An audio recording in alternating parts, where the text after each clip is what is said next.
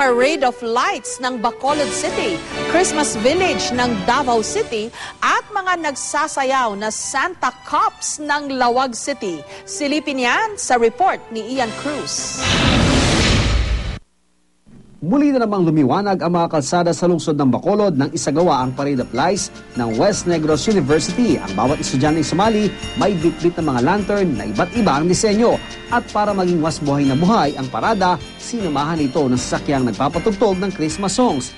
Layunin ng taon ng event na ito na maiparamdam sa mga tao ang diwa ng Pasko. Naging malikhain naman ang staff ng Governor Celestino Gallares Regional Memorial Hospital sa Tagbilaran City, Bohol. Ang kanila kasing Christmas decoration sa taong ito, gawa sa recycled materials. Tulad na lang nitong lantern na gawa sa disposable cups at plastic. Mayroon din gawa sa dextrose at syringe. Ang ilang pasyente nasiyahan sa mga makukulay na dekorasyon.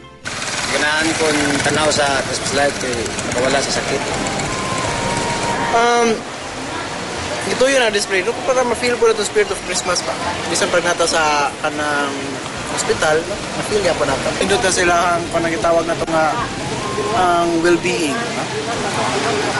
Ibinagmalaki naman ang isang ginang ang kanyang Christmas village sa barangay Obrero, Davao City.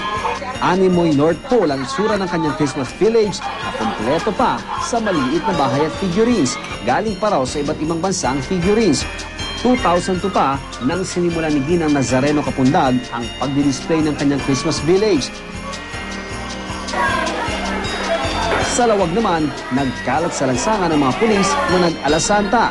Nag-ikot sila sa iba't ibang daycare centers para mamigay ng regalo. Bahagi raw ito ng kanilang kampanya laban sa pagputok.